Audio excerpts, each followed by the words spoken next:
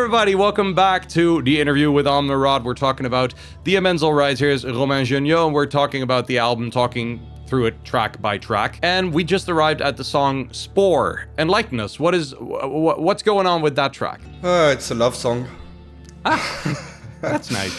Yeah, love is convoluted, so Spore is convoluted as well. Probably the weirdest track on the album, I feel like. And it was also the hardest one to sell to the other guys, because when I come up to them with demos, or it's not even demos, it's actually just guitar pro files, so it sounds like a child playing keyboards for all instruments. And so Spore obviously didn't sound good in that format, so I had to convince the other guys that it would work eventually. What's very specific about Spore is that I had a structure in mind written on paper for this song before I started writing the first note for it. I knew I wanted to start with a prog rock atmospheric break that felt kind of melancholic, then to have a long build-up, and then to have those like alternating very noisy and jazzy parts. Like everything was very clear in my head, and then I had to follow this structure like a recipe basically and write every section for it, which is kind of why it feels a bit disjointed, but in a deliberate way. Interesting. Yeah. It's probably like the most extreme song on the album in terms of dynamics. That's true, but maybe this is my freak talking because I just like a lot of weird music, but I did not necessarily feel that it was disjointed as much that it felt like a deliberate set of curveballs. You know, like okay, we really see how far we can stretch the extreme loudness and quiet melancholy and see how we can bring that together in one track, which, yeah, I like that. So for me, that was a good thing. Amazing. Mission accomplished then. That was kind of the objective. And again, in the first part, we mentioned that we talked about some of these changes being a bit gimmicky. Mm-hmm. That was a kind of a frightening thing for me with this song. I knew I wanted it to be one of the only moments on the album that felt this extreme in terms of contrast, because I felt it would become a gimmick very, very quick. I can see why you say that. Yeah, I can get why you would say that. It needs to keep being unpredictable, and if it happens too much, then it's not unpredictable anymore. That's fair. Yeah.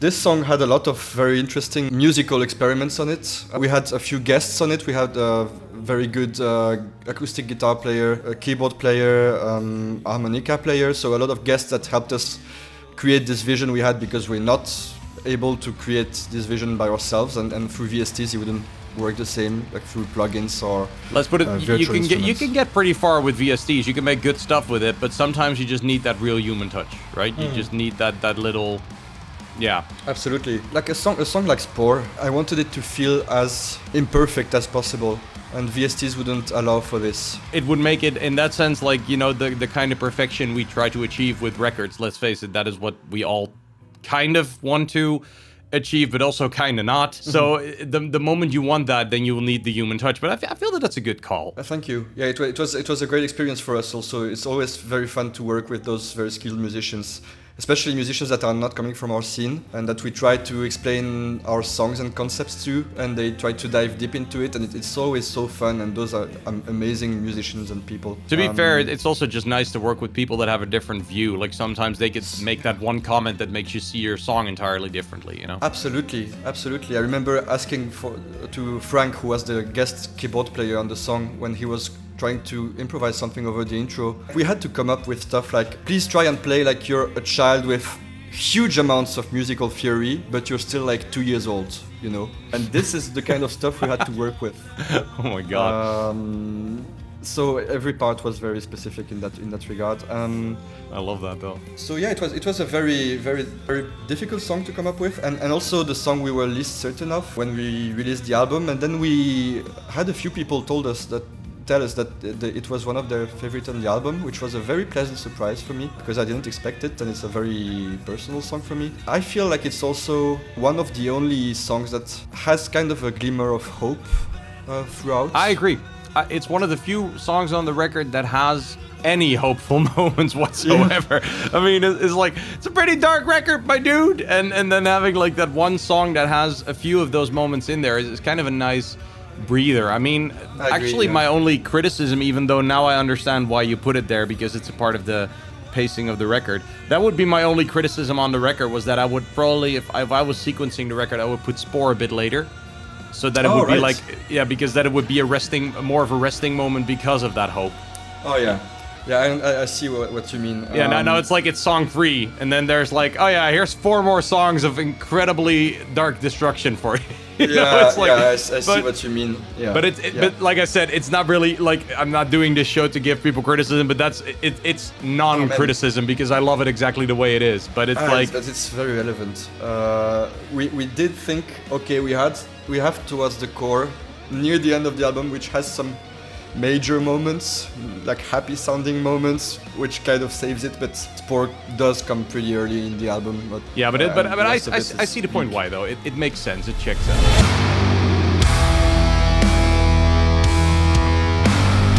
out. The next one on the list is Magnets. Don't we all love magnets? What is what's up with that one? Like we discussed with Satellites during the first segment, Magnets is pretty much a very big chunk of riffs. Very another riff salad. Another riff salad. Riff salad. Yes, that's a very good way of putting it. Yeah. Like it was initially meant to be pretty like not straightforward, but pretty efficient, pretty groovy, stankface inducing song. Yeah. Yeah, it became a bit more complex than what we had envisioned at first. We just wanted to write a Pantera song, and now we got this thing. Yeah, it's always the same, man. We can't do simple songs, man. It's impossible. It's never simple, yeah.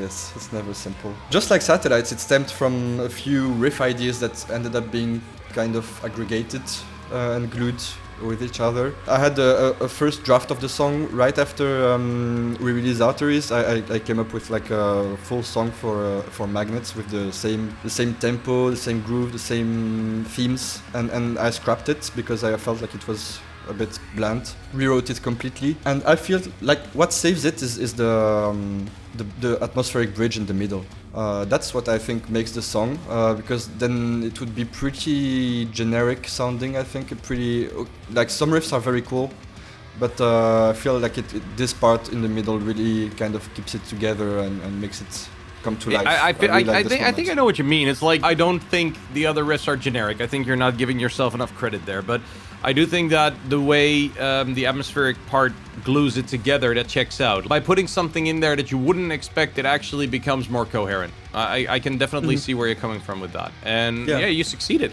I mean, I quite like the way it turned out, absolutely. It's a very weird thing for me to say, but I think it's one of the first Omnerod songs that really feels intense. We have a lot of heavy songs, we have a lot of complex songs, but when I listen to Magnets, I feel kind of I feel too lazy to play it. I feel like I don't want to play this shit live. I feel like I don't this is too hard. Yeah, like and when we do play it, it feels okay. But I think the way we got out of our comfort zone with this one is like it's kind of relentless in a way that we hadn't tried in the past, because you always have kind of a breather here and there, you know. Like yeah. Like a chorus or a bridge, or we do have this atmospheric break in here, but it comes after like 4 minutes of the song, and then it lasts for like a minute, and then it's straight back to strapping young lad kind of riff. Yeah, you guys are not giving yourself an easy task with this one. I agree. It's like it is pretty. It is. Up levels of intensity going on in that track. It's very intense, but that's the secret, is that the intensity is all about the drums and Pablo, so he's the one with the hard job, and then the rest of us, we just pretend we're intense. You just do the stank face while he's working hard. We're just chugging. Yeah. Yeah, exactly. Go for the Jens Kipman face. Jens face, yeah.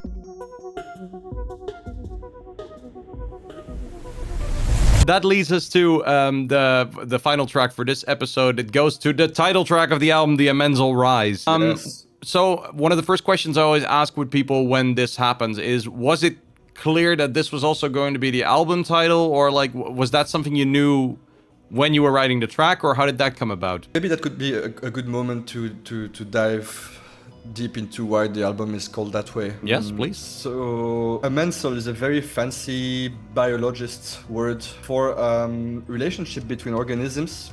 Amensal, yes, biology, you see. And organisms, like, you would think of parasitism or symbiosis, and amensolism is basically an organism affecting negatively another organism, but not for its own benefits. It doesn't. So it's not like cordyceps or something like that. It's really just like more of a.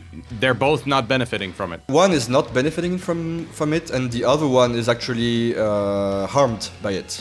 So that's a very weird interaction that still occurs in nature in some cases, mostly through like plants and mushrooms, but also sometimes with animals, which doesn't have a real like evolutionary purpose. No, honestly, it sounds like okay. So one benefits none, and the other gets hurt. That just sounds.